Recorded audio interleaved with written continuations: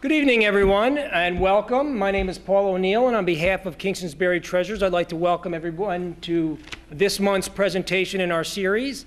And tonight, we're going to talk about the single most important event in Kingston's history, the New York State Constitutional Convention, which took place from March 6th to April 20th, 1777, right here in the Ulster County Courthouse. And the events that occurred here during that short period of time literally changed the world. And the men who met here represented the best that our nation had to offer at a time when our nation had the best that could be offered. And we're very, very honored tonight to have as our featured presenter the Honorable Albert Rosenblatt. Judge Rosenblatt is a graduate of Harvard Law School. He served 2 terms as district attorney in Dutchess County. He's a former Dutchess County Court judge, New York State Supreme Court judge, New York State Appellate Division Justice, and from 1998 to 2006, he served as an associate judge at the New York State Court of Appeals, which is the highest court in New York. He currently serves as of counsel for McCabe & Mack LLP in Poughkeepsie, and he teaches as a judicial fellow at the NYS School of Law. So we talk about people who have reached the pinnacle of success in their respective fields. Judge Rosenblatt is the real deal. In fact, we've had one and only one subject in our series who has achieved the success that Judge Rosenblatt has in the legal field, and that would be Alton Parker. And you may recall that Alton Parker was also a Court of Appeals judge and a 1904 candidate for the Democratic Party for President of the United States. But Judge Rosenblatt also represents all that we have hoped to achieve with this series, and that is to honor our local history and the significance it's had here and beyond. And by honoring our history, Judge Rosenblatt honors us. So it is a great privilege, and I'm very proud to be able to introduce tonight's featured presenter, Judge Albert Rosenblatt. Thank you. Thank you. Thank you. Thanks, Paul. Well, and how lucky you folks are to have Paul O'Neill, who's the commissioner and is able to, with his wide reach, get a group together. Do these both work kind of even, or do I favor one more than the other? This is the one. This is the one I speak through, and this is the one that comes back into my ear, right? It goes around in a circle. Yeah, you just stay in the middle. This is for the for you back there. Okay, so I actually summon. I have the ability to summon people, and then we've always had a full house as a result. All right, you know, when the commissioner of jurors speaks, everyone listens. And it's so good for me to be here. I mean, why am I here? I live across the river, I'm a neighbor, but I welcome the opportunity to get together for a nice Friday evening with a group of like-minded people, because we all share the legacy that we do in the Hudson Valley.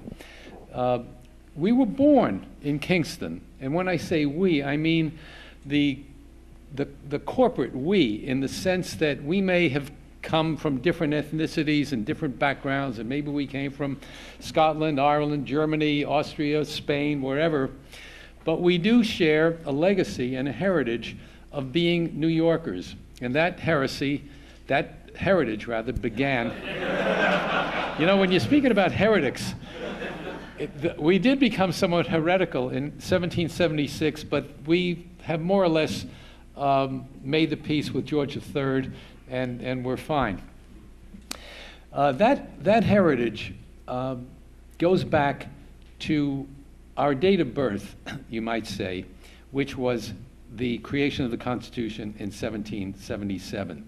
And what a lot of people do not know or do not realize, if you were to poll, I would guess even 100 college graduates in this region or in any region, and ask which came first, the United States Constitution or the constitutions of some of the several states, most people would say, well, of course the U.S. Constitution was the founding document. The United States Constitution was the founding document of the nation in Philadelphia, drawn in 1787 and ratified in 1788, but it was 10 years before that that we were born and that we created the Constitution. There's seats up here if you like. We created the Constitution of New York. That was our governing blueprint, our document, much the same as the other colonies, fledgling states, created their state constitutions. What is a constitution? And it's apt to ask that question. It is in one sense, it's a roadmap for government. And in any constitution, if you look through the United States Constitution, and it'd be interesting to look around or go online and just punch in U.S. Constitution, and you'll find Articles 1, 2, and 3, Article 1 being the legislative, Article 2 being the executive, Article 3 being the judicial branch. And you'll understand how these three branches work together, what their duties and responsibilities are.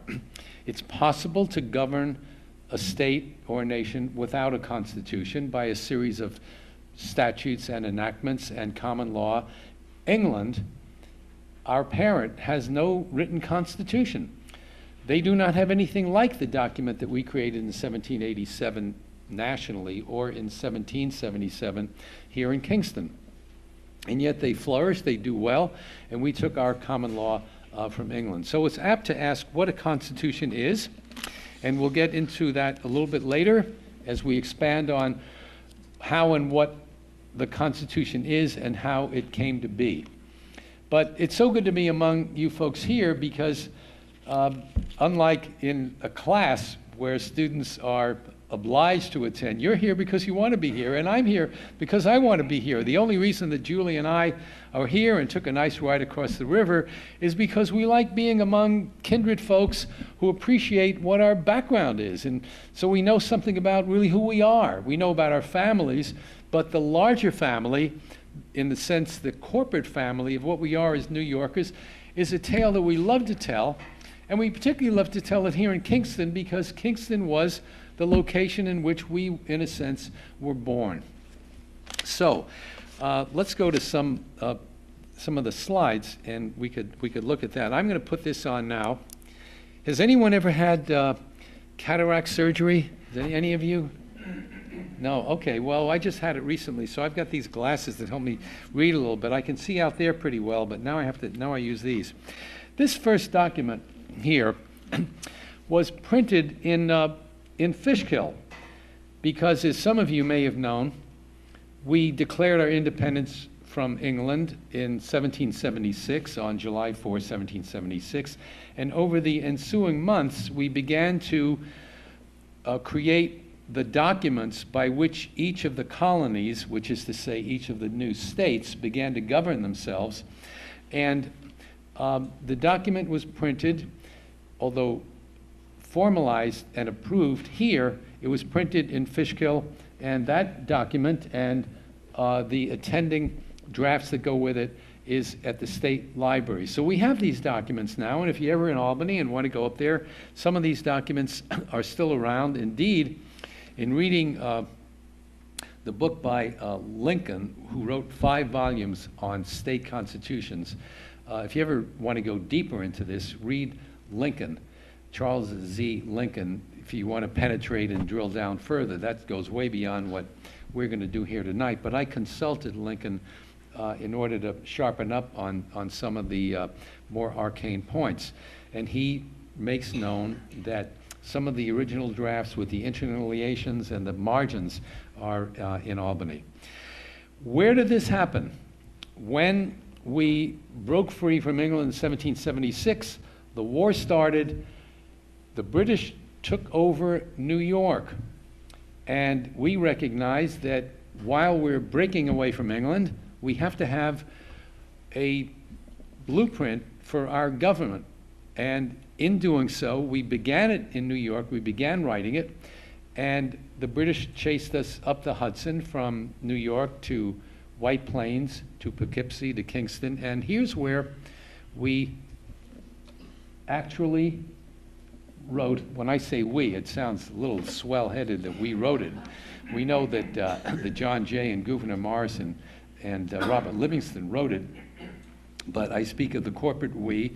And here's the building. To me, I mean, this is just, it's almost chilling to look at that building and to think that these 3 people of an average age of about 29, 2 of them were under 30, and John Jay was 31, actually composed a document as to how to create a government without any practice and without any model, because this was one of the first times in all of history that governance fell not to the king, not to the chieftain, not to the emperor, not to the queen, not to the sultan, but to the people. So how do you write a document giving power to the people? And that was the job that they did, and they did it in this building. Paul, can you tell us a little bit about that building? Because I couldn't find the picture of the building in which they wrote this online, but I emailed Paul, and Paul said, here it is, so here it is. Paul, can you give us a couple of words on that? Yes, this is what we call the 1777 courthouse, but it was really constructed as a result of a ordinance passed in 1732. The original courthouse, we believe, the first courthouse was built on the same area in 1683. And it probably would have been wood. That lasted until 1732, at which point a resolution was passed to build a new courthouse and jail. We know that construction was going through 1737, but this is what that courthouse became. And the interesting thing is right here, we think, is probably where the Constitutional Convention occurred. In the basement was the jail. So during 1777, the Ulster County Courthouse became the Provincial Congress's jail. So they actually took out all the criminals and they put in all the Tories and Loyalists. So the jail was in the basement, and you can tell that there's bars on this side. Now, the current courthouse, this courthouse was the courthouse that was burned by the British on October 16, 1777. The stone portion remained. The wooden portion was burned away. The settlers, or the citizens here, immediately began rebuilding it, and the courthouse was again put into use until 1816. In 1816, this courthouse was taken down to its foundation, and the current courthouse was built, the 1818 courthouse. This is the first. It was built in the same foundation. This was the first front structure. There was an addition put on here in 1834 and several in the back between 1834 and the final addition in 1899. But again, this is the courthouse where the New York State Constitutional Convention met. And an interesting story is one of the first motions made at the New York State Constitutional Convention was made by Gouverneur Morris. And that motion was that the delegates be able to smoke during deliberations because the smell from the jail was so bad, they feared for their health. You know, we gloss over the fact that we treated the Loyalist prisoners horribly, but we did. And the smell was so bad. And the local legend was that that motion failed due to the Dutch influence and aversion to tobacco, and that they moved the Constitutional Convention down the road to the corner of Maiden Lane and Fair Street to the Bogartis Tavern. That's not true. The motion did pass. It only passed by 3 votes, but it did pass, and the delegates were able then to smoke to their heart's content. They apparently covered the smell and completed the important work in this courthouse. Wow, thank you. What a nice, great. Let's have a hand for that. Way to go. That's terrific. Wow. Isn't it great to know that you've got a commissioner who can just step right in there and give us a history like that? It's still, I find it a little bit chilling to look at that building and to realize that these 3 young guys, when I think what I was like at 29, oh my God, and these guys are actually writing for the first time a blueprint on how to run a government when it had never been done before. Just think of the task. It was, in the other nations, it's simple. The king does whatever the king wants to do. The emperor decides it. There's monarchy. There's tyranny associated with it. And that's the end of that. In England, they grew up a parliament, but there was nothing like the notion, which was Lockean, John Locke, about the people having rights, and the notion, the extraordinary notion, for the first time in the world after 17 centuries and more than that in prehistory, that government function with the consent of the governed. That was an idea that was extraordinary in the history of the world, because for thousands of years before that, there was nothing about the consent of the governed. There would be governments, and the chieftain would be the government, or the king, or the emperor. So here we are now in 1777, and they are writing the Constitution of the state of New York. And like any historian, even an amateur historian like myself, naturally you don't begin on the date in question. You have to go back a few months as to how this Constitution was born. So when we go back from April 1777 and go back 9 months, it's almost 9 months, almost to the day, the gestation period, we come to July 4th, 1776. Isn't that extraordinary? So almost 9 months later in this gestation period, from the time of the Declaration of Independence until April of 1777, that was the gestation period for us. And as I said, during that time, we were being chased up the river by the British, and here is a picture of the Great Chain. Now that chain I got online, and you can, by the way, you can find all these images online, and they're really fun. Just go to Google and punch in the words, and you'll come across them. This was the Great Chain of 1778 that we put across the river at West Point in order to slow the advance of the British Navy. But before that, we had put across an earlier chain, not as famous as the Great Chain, but the Great Chain, which followed slightly later, has been retained and is at West Point, and there's a picture of it. The location of the chain is shown also from a picture that I got online. If you go to Google and punch in images, you can get pretty much anything. So if you want to go down to West Point and see what that Great Chain looked like, and look at how thick the iron was in the how it's forged here, you'll see what a remarkable instrument it was. So with and without the help of the Great Chain, we were able to maintain our bearing and wrote the Constitution along the way. So, where does that leave us now?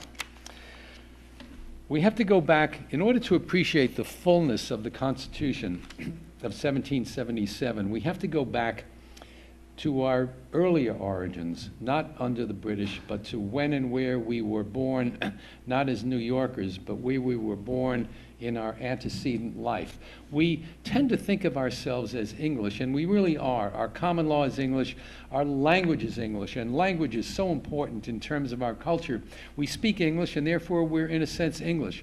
We see the English as our English cousins. We're in a sense the outgrowth of Western Europeans.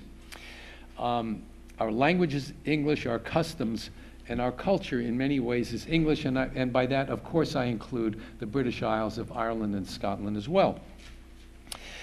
Excuse me, but before that, and from 1609, when the New World really began, until 1664, we were Dutch.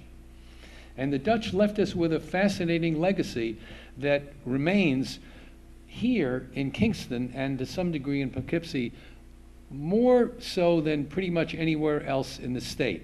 Albany was Fort Orange. Kingston was a Dutch fort along the way. Hudson was commissioned by the Dutch East India Company to find a trade route for trade in spices in the Far East, and tried to take a route that would get him there, but instead, looking for China, he found the river that bears his name, and he got up as far as Albany, and he realized that, like many other people who reach Albany, he was in a bad place. And then he recognized that his ship came to a stop there, and he realized this is not where I want to be. Turned around, but went back to Holland and said that, in effect, that I did not find the route to China, but we found some extraordinary things along the river up as far as Albany and then west along the Mohawk, which basically was beaver and trading with Indians. And so the Dutch, recognizing an opportunity for trade, because when we were Dutch, we really began our lives as New Yorkers, as traders. We were different from other parts of the country. Our life began in New Amsterdam with the Dutch, not as a theological community. We didn't begin here to set up a theology or a religion. And unlike in the South, we didn't go there to plant tobacco and become farmers in what turned out later to be a slave economy. We were here to trade.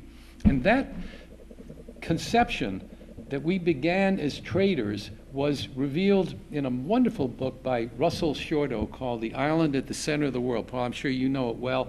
And if you folks are not familiar with it, I imagine some of you are, but if you're not familiar with it, I urge that if you have enough interest in this to come into this room on a nice Friday night, read Russell Shorto's book called The Island at the Center of the World, because that captures our essence as New Yorkers and how we formed our character and our personality as New Yorkers, basically as traders.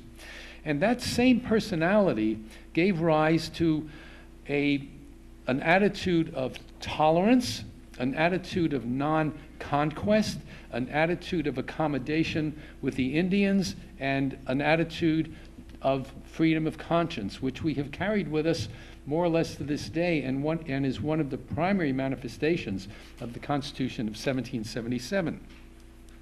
So it's really inapt to talk about the Constitution of 1777 without revealing its earlier debt. So this document here, wait a minute. This one. Oh. Okay, that document is written in Dutch, and it is the Treaty of Westminster, by which, when the British took over in 1664,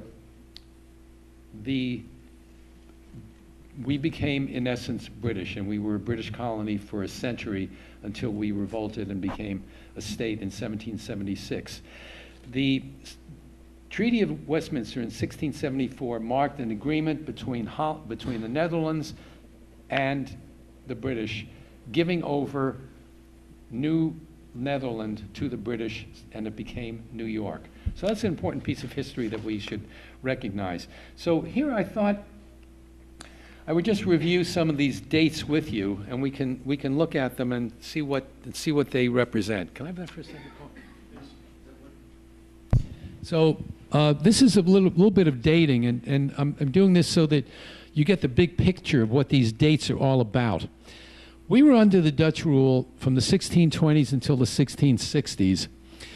Kingston was founded as a fort in 1658. This is just to give you a sense of the decades. Then England took control in 1664 and enacted a treaty with the Netherlands in 1674. In 1674, we became English. We were under the cognizance of the Crown and the Duke of York, after which New York was named. And he divided New York into 12 counties, including Ulster. And that included portions of Sullivan and portions of Delaware. We in Dutchess County were a separate county, but we were ruled by the organization was in Kingston, but it extended to Dutchess. So our seat was in Ulster, even though we were separate. And we then became a separate government some years later. Then in 1777, the state constitution was promulgated in Kingston. 10 years later, the United States Constitution in Philadelphia. And then the following year, 1788, after we had written the Constitution in 1777, we then went around to the states and said, do you want to buy into this Constitution? Do you want to be part of the Union? And the word Union represents what happened in 1788, where New York, New Jersey, New Hampshire, Connecticut, South Carolina, and the other states said, yes, we want to join. So in the summer of 1788, each state held a convention at which the question was, do we in Virginia, New York, New Jersey, whatever, want to join the Union? This convention was held in New York in 1788, and New Yorkers agreed to join the Union, and that was the ratification of the United States Constitution. And we've been a nation ever since that time, 1788. Not 1787. 1787 we wrote the Constitution, but it was not ratified and bought into by the states until 1788. So that's just a little bit of dating, so you can get the big picture. So let's now turn to the document the document itself, yeah, let me give this back to you.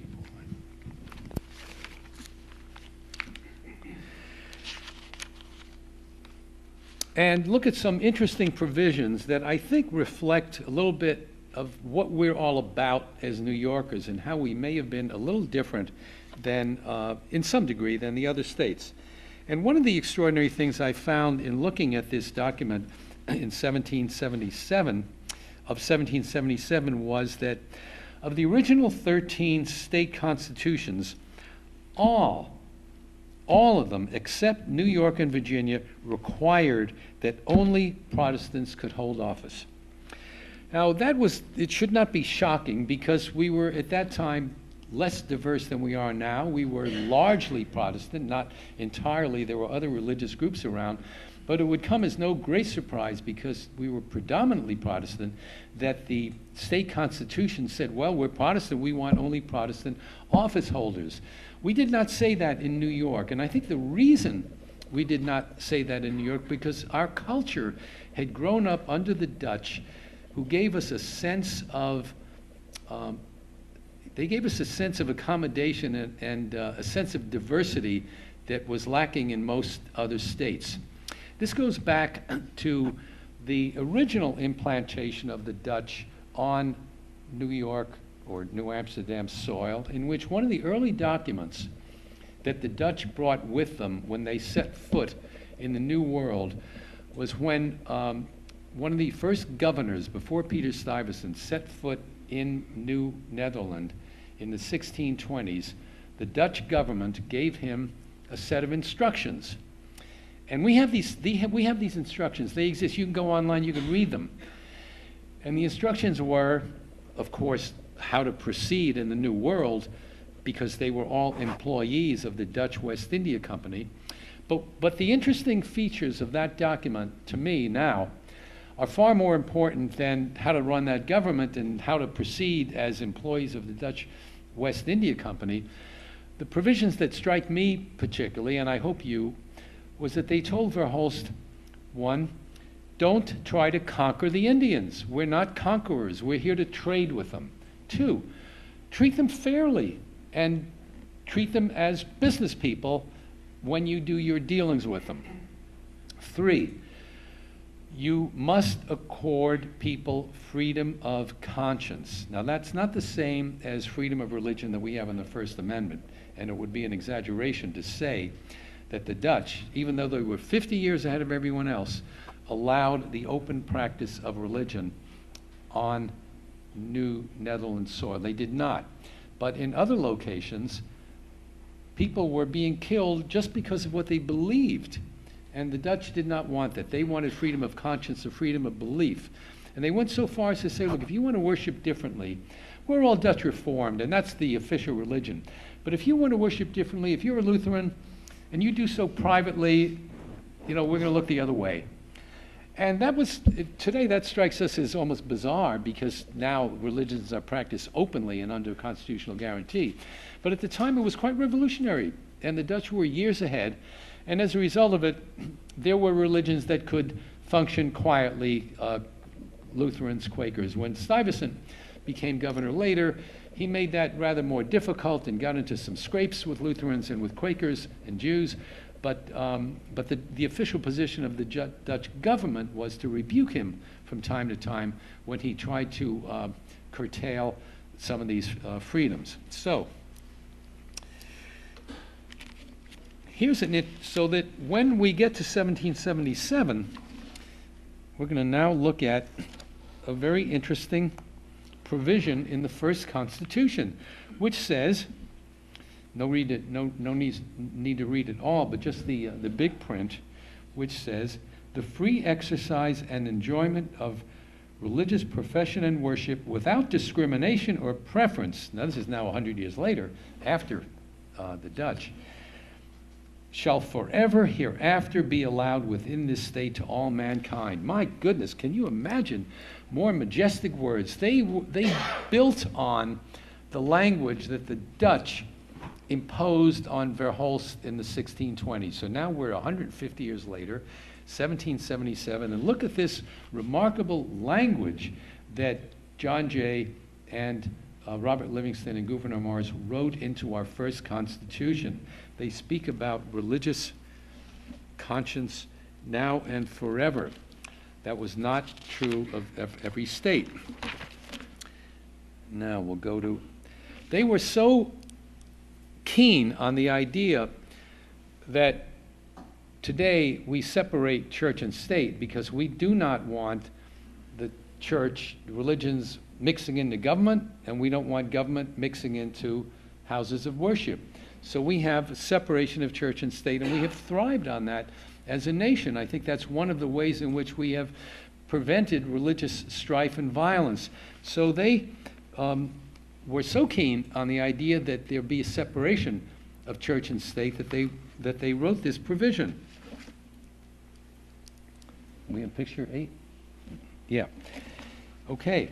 And whereas the ministers of the gospel are by their profession dedicated to the service of God and to the care of souls, and ought not to be diverted from the great duties of their function, therefore no minister of the gospel or priest of any denomination whatsoever shall at any time hereafter, under any presence or description whatever, be eligible or capable of holding any civil or military office or place within this state. That was an actual bar, an exclusion of the clergy from in the government. That exclusion does not exist today. Today, if a priest wants to run for office, we wouldn't say you're barred. But they were so keen on separating church and state that they wrote that provision in. And it may have been in part, I think, because the primary author of the New York State Constitution was John Jay, who was descended from, on one side Dutch and the other side Huguenot, had experienced, or his family had experienced, persecution in France under a different religious regime. And he carried that concern with him, and was no doubt, if he was a primary author of this Constitution of 1777, I have no doubt that it was his pen that wrote this provision here. May I ask whether any of you folks are naturalized citizens as opposed to having been born here? Any people that went through a naturalization ceremony? Anybody? So none of you. No, we were all sort of native-born Americans. Well, when I was a county judge in Dutchess County, the judges would all enjoy giving the oath of office to newly minted Americans. Naturalization ceremony, we called it. And they go through their, sign their oath as Americans, and it was a great celebration. We'd have music. They were jubilant. We were all happy, and it was one of the great joys of being a judge, because judges live somewhat in a world of strife and contentiousness and conflict, but the idea of minting new citizens was really a lot of fun. And I came across a phrase when I said, "Now repeat after me." And I would read this phrase, and it said something like, "I pledge allegiance to America, and I renounce and forbear any allegiance to any other," here's the phrase, "any other foreign prince or potentate." I thought and I would repeat it because that's the official oath that you read and that they read when they hold their hands up. And I said, what is this foreign prince or potentate business? And going back, checking it out, I don't know whether you know this, Paul, you're aware of it. A historian, Mary Bonamy is the one who explained all of this, that John Jay was concerned a long time ago about the same thing that Americans, I think needlessly, were concerned about with Al Smith and later with JFK, that one should not have a primary allegiance to Rome. And he was concerned that we be Americans or New Yorkers with our primary obligation to New York and not to Rome. And that was what was on his mind. That's why that phrase, "any foreign prince or potentate," Mary Bonamy says that the first draft of that was to the Pope, and then it got changed. So this is what was going on in 1777, and how they felt so strongly about a freedom of religion that today manifests itself in what we in New Yorkers like to think of as diversity. I mean, how many places are there under the sun in which so many religious groups get along more or less agreeably? There are strifes and there are a little bit of contentiousness here and there, but basically we live in religious peace. in contrast to the wars and the slaughters that went on for centuries before us on religious grounds. So that was a very important piece of the Constitution. We later learned through JFK that we have nothing to fear through John Kennedy's Catholicism. We embrace him and we embrace his belief, but at that time it was uppermost in their mind. The same, of course, for Al Smith, although there's no one in this room who's old enough to remember even the name of Al Smith, right? I'd like to hear from some of you, if you heard your parents talk about Al Smith. That'd be interesting. Maybe a little later on we'll hear some of you talk a little bit about that if you care to. All right, so who are these people who wrote the Constitution of 1777? John Jay, at the time, he was 31 years of age, and quite a dapper-looking fellow, descended, he was an aristocrat, he was a man of high order and well-educated, of the upper class, but obviously had a sensitivity for the public at large and for his duties. Next, that is, as you can see, that's Chancellor Robert Livingstone, also aristocratic, and it should not surprise us that the people who wrote the Constitution were of a higher social order because they were educated, they held the jobs and the titles of importance. And there's a lot of pictures of Livingstone online. If you go to Google and punch in Livingstone, there's a dozen of them or 100. But I like this one because he's on a postage stamp, and I thought that was really cool, on a 1-cent stamp. And he was born in 1746, so that he was maybe also quite young. And the youngest one of all was Gouverneur Morris. What a handsome young dude he was. He was 25 at the time. So fresh out of Columbia College. I guess he was a scholar, and they must have thought well enough of him to appoint him to be one of the 3 people to write a constitution. Imagine a 25-year-old writing a constitution with no model and no track record of any kind. So there he is. We feel pretty good about them all. Morrisania in the Bronx, that's after Gouverneur Morris. And of course the Livingstones, as you know, are still around. They're around in Kingston, they're around in Poughkeepsie. And we even, my wife Julie, who was active in the Samuel Morse homestead, worked with Fran Reese and Willis Reese, and they come down the line from the Livingstones, right? So the Livingstones are around. They're still, in many cases, philanthropic and civic-minded, and it's really, really good to see that. And so what do they do in this Constitution? They created what we call a bicameral legislature. They said that the power of the legislature is going to reside in an assembly and in the Senate. They gave us 2 houses, much like the House of Commons and the House of Lords, and they set the foundation for what we have today, the Senate and the Assembly, and these guys did it back in 1777. So the Assembly was designed by size and representation. So as you can see, the bigger counties had bigger representation. Albany had 10, Dutchess 7, Westchester 6, Ulster 6, Suffolk 5, Queens 4, and so forth. And this was the form of representation. By that time, at that time, we also had Gloucester County, which was later given to Vermont. Now that was a huge mistake because we also gave away Dukes County in 1691. We gave away Nantucket and Martha's Vineyard. I mean, think of that. Well, how did we? What were we thinking? So when we go out there, when you folks go out to Martha's Vineyard or Nantucket, you know, you could walk a little bit prouder and say, hey, you know, make way for me. Okay.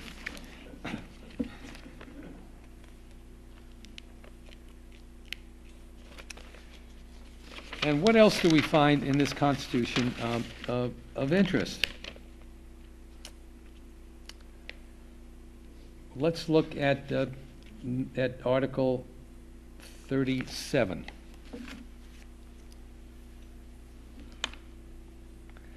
Treatment of Indians. Look at that language and how extraordinary it is. Look at the history we've had with Indians. As many of you know, we've had a bumpy history with American Indians. But if you can read that, this is a provision that's really full of heart. So take a moment to look at it.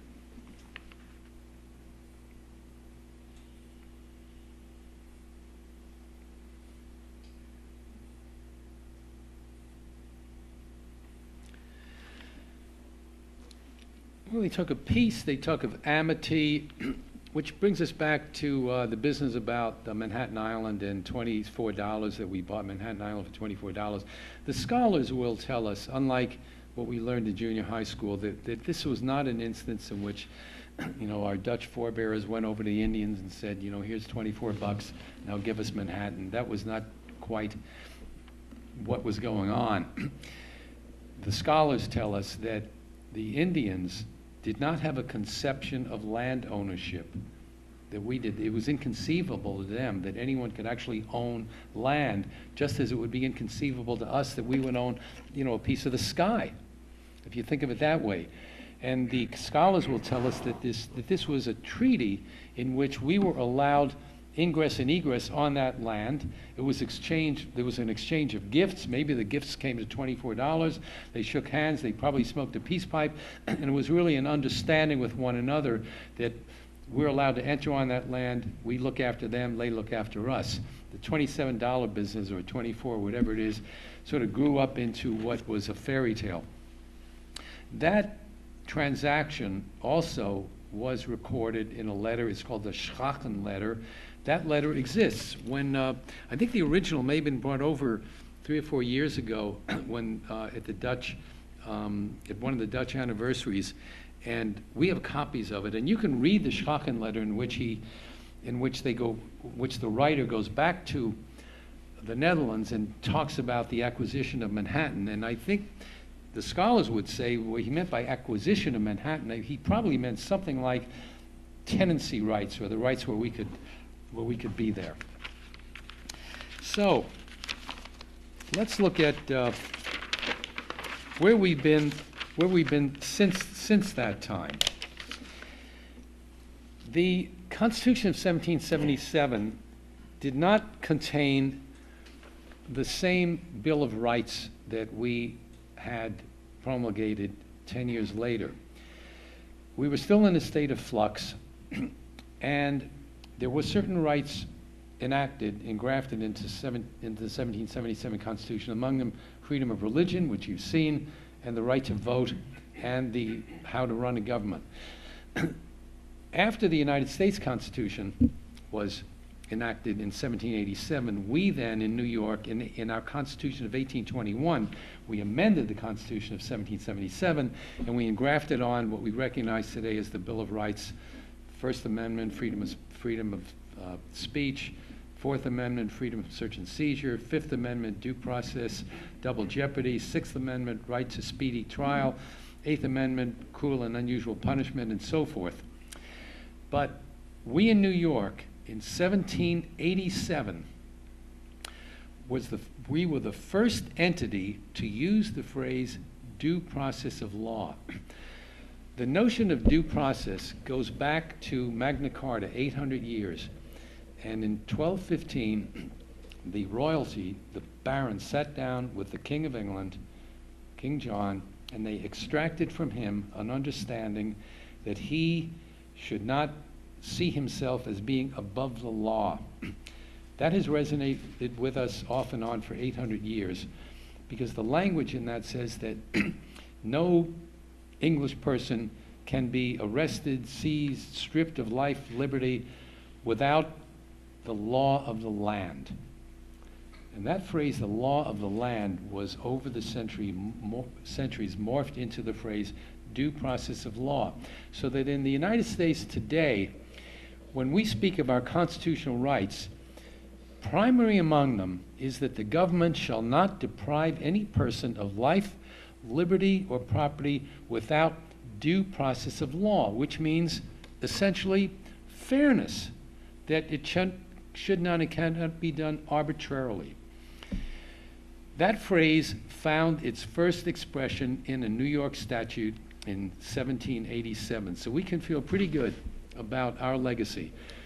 That phrase, due process of law, was enacted in a New York statute a year before it found itself in the United States Constitution in 1788 in the Fifth Amendment and later in the 14th Amendment. So look at what we have to be thankful about. We can come out here on a nice Friday evening, sit around, look at all this and say, well, we began as Dutch, we then became English, we then became Americans. We not only are Americans, but we're Americans who value our legacy, who can sit down like this and smile and say, yeah, it looks pretty good. Let's just hope that we continue as we are, as recognizing the rule of law, recognizing diversity, recognizing peaceability, and recognizing our majestic form of government. Thank you very much.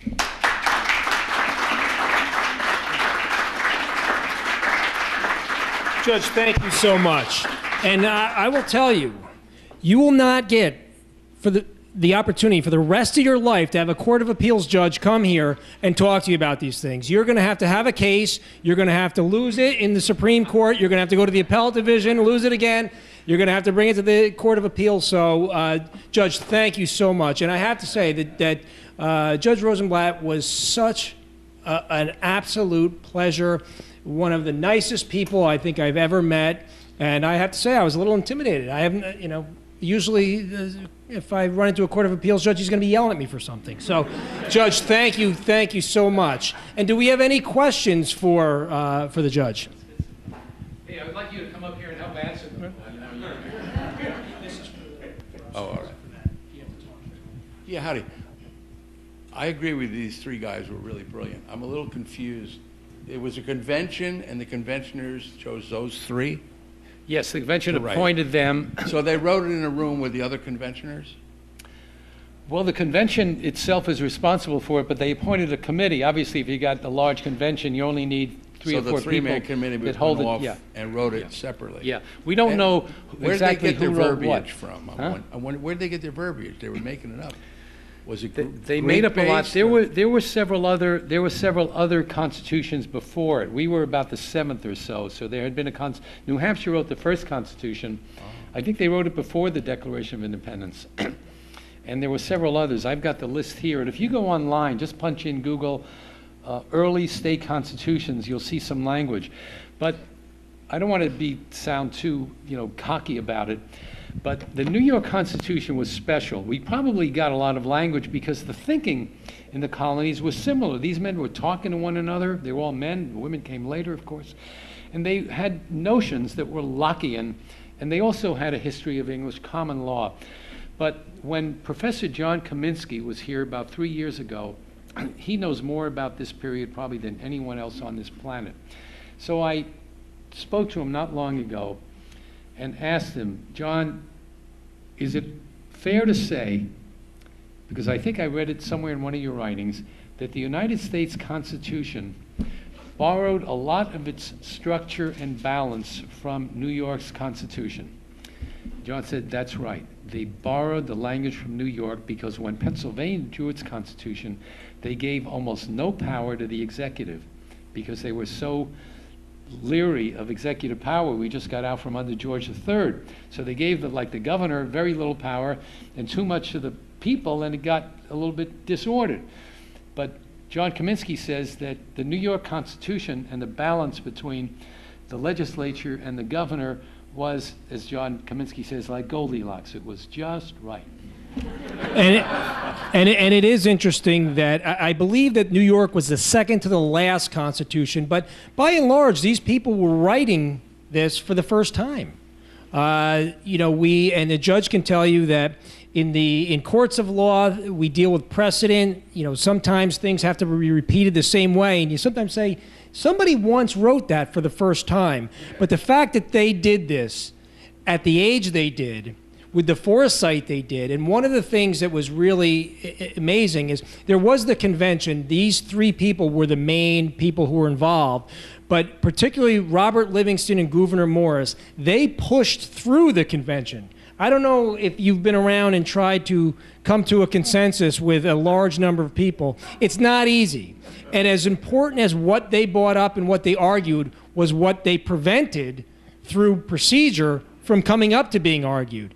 And this is one of the New York Constitution was one of the only ones. You look at all those early state constitutions, they all had to be amended again and again and again and again right from the very start. New York, I think the New York Constitution went 50 years without any substantive revisions, which says so much.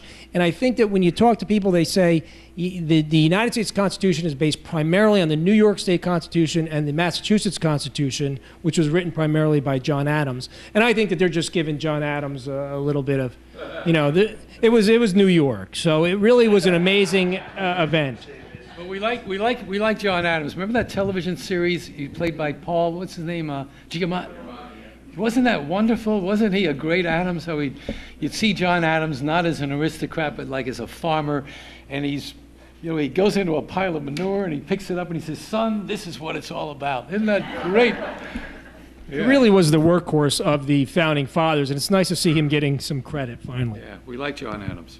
I'm curious about the opposition in New York to the ratification of the Constitution in 1788. In particular, Governor Clinton was one of the leading opponents to ratifying that Constitution, and led to a bitter dispute with Hamilton, for sure, thus with Jay. What was some of the reasons why Clinton was so opposed to the ratification of the U.S. Constitution? Boy, what a great question that is, and what great observation, and what an offshoot that is. It's so apt to this discussion here, because this discussion here centers around 1777.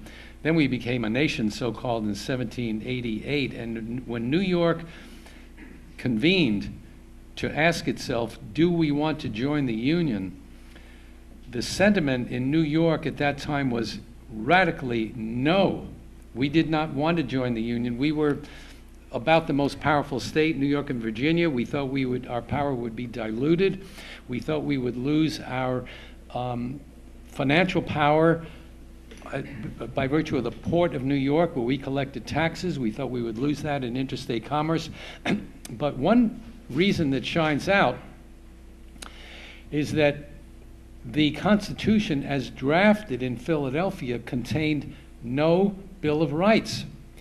And on the minds of all of us in New York is, I'm going to guess that if we folks here were the delegates to the convention, we would think very much like our forebears, and we would say, wait a minute, you want us to join a union? We don't know what this union is going to be like. We don't know what this federal government is going to bring. It sounds a little bit like Ronald Reagan, and saying, what is this federal government going to come to? And they more or less predicted that the federal government is going to be large and uncontrollable. And they were concerned about the power of the federal government keeping its thumb on the states and repressing individual liberty. So the conventioners contacted James Madison and others and said that we will buy into this and we will join the Union if we know there's a Bill of Rights in it. Madison said, not now. You've got to buy into it now. We're not going to take any conditional joining. You're either in or out. And at that point, the vote was still against joining. But after Virginia and New Hampshire joined the Union, there was a provision that when 9 states joined out of the 13, we had a nation. So 9 states joined, and there we were. And the question before the delegation was, do we join the Union, kicking and screaming, so to speak, or do we join Canada, or do we become a nation of our own? And the various drafts of the convention revealed that we, in an act of trust, we said, okay, we will join the Union on condition that there be a Bill of Rights. Madison said no. Then Melancton Smith changed the language and said, in full confidence that. And Madison was good to his word. In 1791, the Bill of Rights was enacted and contained many of the liberties that we had conceived of in New York. It's an extraordinary story. And Clinton was perhaps the most resistant to joining the Union, and his spokesman, Melancton Smith, was an ardent and articulate anti-federalist who went head-to-head with Hamilton and who carried the day often against Hamilton, but we were backed into a corner in New York because we were either cut loose to join Canada or become a nation of our own. And fortunately, we did buy into it, and 3 years later, we were fine. But thanks for raising that point. And don't forget Melancton Smith. He's one of our heroes. We have a question over here. After the New York State Constitution was drafted, did it have to go through a ratification process similar to that of the federal Constitution? Yeah, yes, the constitutional conventions occurred in 1821. It goes to the voters. The voters voted up or down. Like in our own lifetime, whenever there's an amendment, you can remember over the years there might be an amendment to do this or do that. You know, when you go into the voting booth and they have something on the wall which is lengthy and complex and verbose, and you ask yourself, how much money is this going to cost us? Any amendment has to go by the voters. The Constitution was altered substantially in 1821. Then in 1869 was the next Constitutional Convention. The entire court system was changed. Then in the 1869, then the 1920s under Al Smith, I think the Constitutional Convention of 1938 was a change in the Constitution in which new rights evolved, notably taking care of the poor. There's no provision in the United States Constitution that allows anybody to get a penny from the federal government. Those are all statutes. The Constitution of the United States is a negative document. It only says the Congress shall not do this and shall not do that. But the right to an education is a New York State Constitution provision, and the right and the obligation to take care of the poor is in the New York State Constitution. There's nothing like that in the United States Constitution.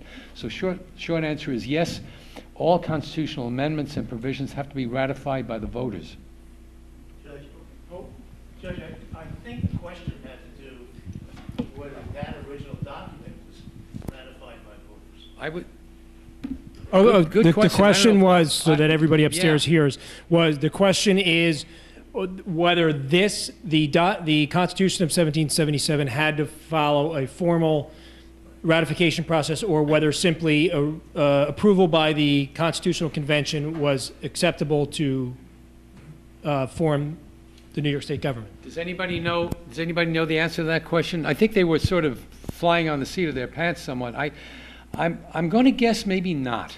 I think I remember reading somewhere that it did not go through that process of voter approval, but that it didn't. Right, it was passed on April 20th by the convention.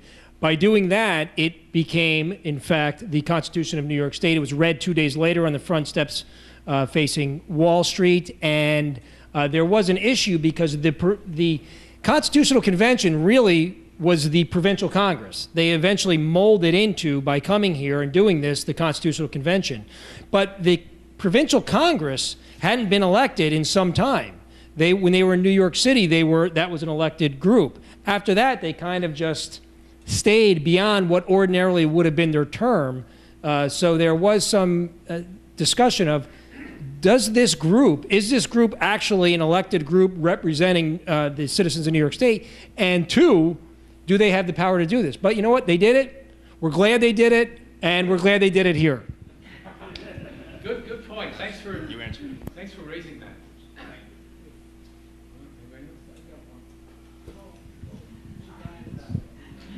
You feel free to ask the questions, and the harder they are, the more I'm going to look to Paul. I just make them up anyway, so. Judge, I was always under the understanding that the fellows like John Jay and that used the Magna Carta as a model for designing this. Could you explain a little bit about what the Magna Carta is all about? Yeah, the language of Magna Carta, Article 39, is the language that resonates to us. The rest of Magna Carta would have little or no bearing on our lives in the New World. It was technical, complex, and had a lot of provisions dealing with the relationships among the nobles. And if you look at it, your eyes would glaze over.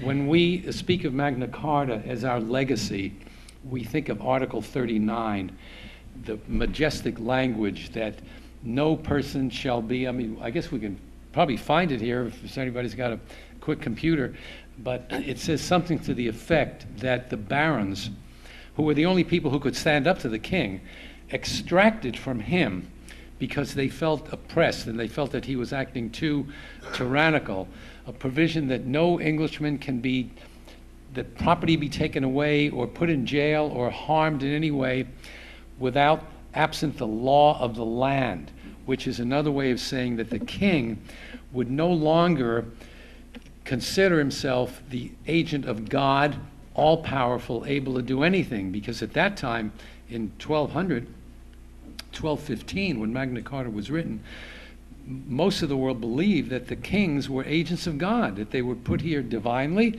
and when the king spoke, it was God speaking. Well, they still carry that idea a little bit after that, but the barons said, well, that's all well and good about God, but while we're here on earth, we want an understanding with you that you are not above the law and that you cannot act arbitrarily and just say, well, I want that person killed, I don't like his looks. And so the language of Article 39 was, no person shall be ... harmed absent the law of the land. That phrase, the law of the land, over the centuries found expression in 1787 in New York and ultimately in the United States Constitution, that no person shall be harmed. We use the phrase, no person shall be deprived of life, liberty, or property without due process of law. And that phrase, the liberty interest, no person shall be deprived of life, liberty, or property without due process of law. Okay, that means you can't go to jail without a fair trial. No person shall be deprived of life. That means that the government can't just kill people willy-nilly. There's got to be a process and a death penalty that's constitutional. No person shall be denied property without due process of law, meaning the government can't take your land away. And that's why we have eminent domain and payment and so forth. The phrase, no person shall be denied life, liberty, or property without due process of law, had a very, very ugly start in the United States. It was written into the United States Constitution in 1787, and it appears in the Fifth Amendment saying no person shall be denied life, liberty, or property. Focus on that phrase for a moment. So the slave owner in the Dred Scott case went up to the United States Supreme Court and said, wait a minute, it's written down here in the Fifth Amendment, no person, me, shall be denied life, liberty, or property without due process of law. This slave thinks himself free by virtue of the Missouri Compromise, and we think that's unconstitutional because the Missouri Compromise had it that a person is free when going to a free state. How can the government do that? We're relying on the Fifth Amendment. The government, he says, should honor the Fifth Amendment, which says no person shall be denied life, liberty, or property.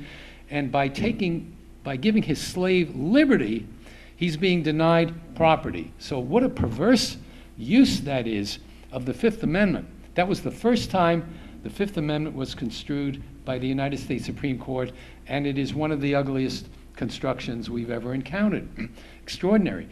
Now we prize not so much the property element of it, we prize the liberty interest of it, because nobody at that time thought that Dred Scott had a liberty interest. What about the phrase, no person shall be denied life or liberty? Well, they just ignored that part in the Dred Scott case, which, by the way, was not unanimous. It was Justice Roger Taney wrote it for a majority. It was, I think, maybe 6-3 or 7-2 in the United States Supreme Court. And we in New York encountered a similar, in my court, rather well before my time, I should say, a similar instance in which a slave proclaimed himself entitled to freedom because he was set foot in New York. And the owner said, well, under Dred Scott, that slave cannot be free even though he's in a free state because the ownership's still attached. In my court, in a case called People ex rel Lemon, simply ignored the Dred Scott case. How they got away with it is still quite extraordinary. It was during a time of conflict. And then that was the majority opinion. One of the concurring judges who did not write the majority opinion did give us a clue as to what was going on. Judge William Wright, Sullivan County, said, well, we do know about Dred Scott, and we know that we're obligated to follow cases of the United States Supreme Court, but the Dred Scott case turned not on the liberty or property element, but it turned on the fact that in the first paragraph, the United States, or rather early in the decision, the United States Supreme Court said, Dred Scott loses right off the bat because he's not a person and he's not a citizen, therefore he cannot bring suit. The rest of the 200 pages was all what we call dictum, and we don't have to follow that. That was William Wright. Pretty good. That's a smart judge. Smart judge. It's more of a comment. The United States Constitution indeed had categories of people who were not persons, and I imagine that a number of states had them as well. That treatment of Indians portion, I was never aware of that, and that is absolutely astounding. And the case that you just spoke about is like this is the underpinning for that state of mind. You know, we don't think that human creatures are not persons just by law. It's not, you know, I mean, I just think that's incredible that New York was on the forefront on that. Yeah, I didn't realize that until in preparation for our talk tonight, I looked at the Constitution of 1777 for features of interest, and I found that. I thought, boy, that really makes you feel good. You're quite right about the phrase person, that in the United States Constitution, slaves were considered 3/5 of a person, right? 3/5 vote. So when they tallied up the number of people in the slave states, the slaves counted for representation in the Congress. The slaves counted as 3/5 of a person. So that makes your point. I mean, it's just astonishing to think that the slave was considered not a full person, but 3/5 of a person, and that Judge Tawney, in the Dred Scott decision, didn't even consider him 3/5 of a person. He's a non-person, a non-entity. It's a chattel, like a horse or a cow or a wagon. Judge, thank you so much. Great. Thank you so much.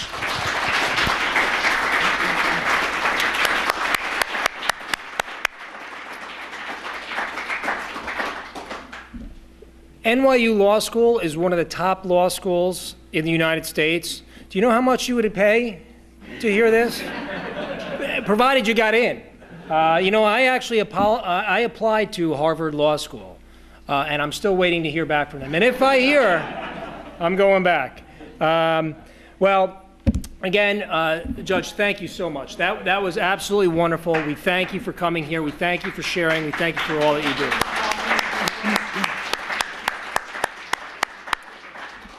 So, and again, it's people like Judge Rosenblatt who have really made this such a special series. And we have so many other people. Again, Joe Tantil and I stopped adding names on because it got to be too much. But this is a group effort.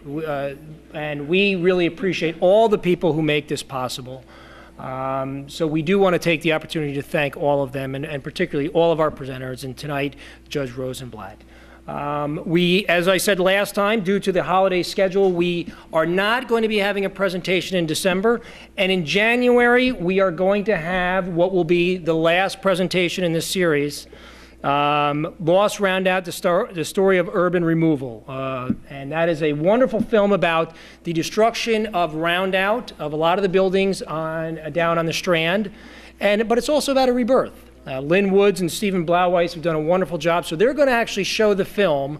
And again, like all good things, this series too must come to an end, so this will be the last presentation. We certainly hope everyone can be there, and we will see you in January. Have a wonderful holiday.